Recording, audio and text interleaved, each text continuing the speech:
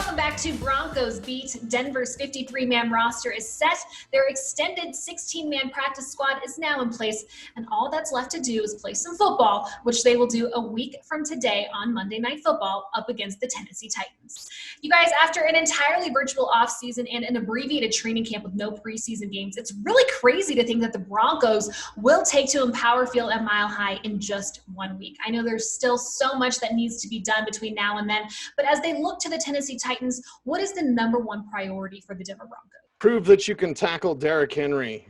You haven't had any preseason games. There's been no live tackling of the ground. There's been some thudding at training camp, certainly, but now when you look at that freight train, I know last time they faced the Titans, Derrick Henry had like 30 yards. He might have that on his first carry if you're not tackling well. We're talking about a Tennessee team that kind of found their groove as the season went on. Ironically, it was that game against Denver that caused them to make the switch from Marcus Mariota to Ryan Tannehill, and they made a deep postseason run. They're looking to do that again this year. So where are the Broncos measuring up against a true playoff team, a team that could have been represented in the Super Bowl, as crazy as that may have seemed? Last year, they proved it. They almost went all the way on the back of Derrick Henry. So stopping Derrick Henry, tackling that freight train, that's going to be priority number one. Well, yeah, and it helped that last year the Titans had absolutely no threat of throwing the ball up until they put the Tannehill in there. So they could sell out and stop Derrick Henry. Broncos actually struggled against big power backs last year. Go back and look at Leonard Fournette went buck wild on this team before they made some defensive changes. So that's one of those things that, you're absolutely right. They definitely have to make sure they've got that sure-handed tackling, because with Derrick Henry, you don't get him just right, he's going to stiff arm you and he's going to just keep on rumbling.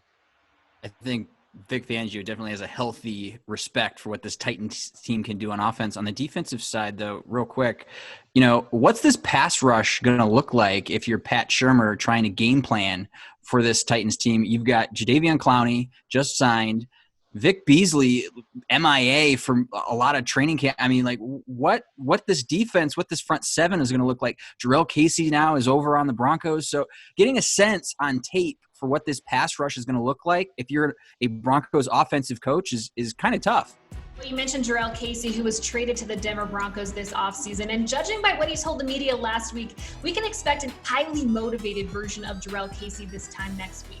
What do you guys think that looks like? A couple of sacks. I mean, we always know, and every player says, it doesn't mean – well, I guess Melvin Gordon's kind of coming out against the Chargers, but as he should, because the Chargers never used him the right way. But with Casey specifically, a couple of sacks, being very disruptive, and whereas external pressure from the outside – sometimes can't get there. Quarterbacks are getting rid of the ball. Average time before pass, about 2.3 seconds. It takes 2.5 seconds just to get from snap to sack for pass rushers.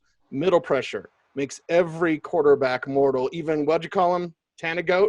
Yeah, Tannegoat. Even Tannegoat will look mortal if you get interior pressure. Oh, yeah, and that's going to be the thing. The Titans offense and Arthur Smith love those max protect plays off of play action from Derrick Henry. They like to buy the extra protection for Tannehill and then try to get it out quick on top of all that. So if you're going to do things, you're going to have to bait them. You're going to have to double the A gaps. You're going to have to move him off his spot. And if you can do that, Ryan Tannehill, not that great trying to lob the deep ball while on the move. You kind of mentioned this earlier, Cecil, but how do you guys think no live periods throughout camp will impact game one? Is it going to be a little ugly?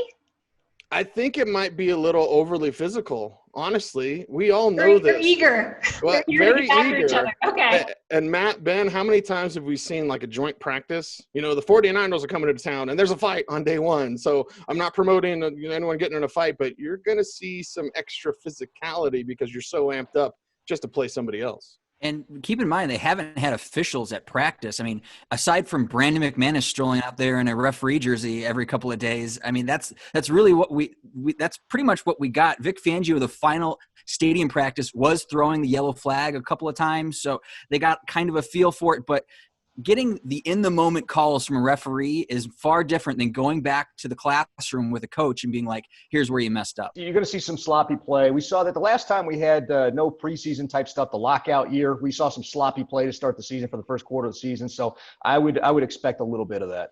Well, and do we have a better play from the offense? And Matt brought it up. If we're talking about that Titans pass rush, which doesn't look like it did last year, can your offense build confidence. I think that's kind of an overarching theme, and you've got to start off hot. The end of the schedule after the Chiefs game and after the bye week is really tough. You've got some winnable games here at the beginning, so build confidence and do that with your offense. To build off of that, just how important is it for this young team to get off to a strong start?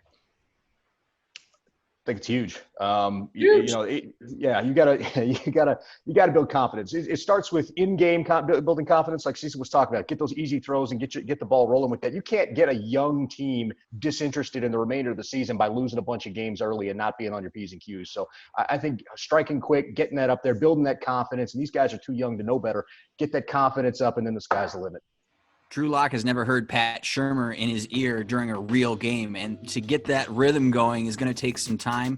But if you can extend some drives, we mentioned it at the beginning, the Broncos stopping Derrick Henry. If you can get the Tennessee Titans into some early 3-and-outs and can get some extended drives and build that rhythm, I think Shurmur and Locke are going to find themselves on the same page more often than not. Well, sadly, that is all the time we have for this edition of Broncos Beat, but be sure to join us same time, same place next week, just before the Broncos and Titans hit the field for some more expert analysis just before the match.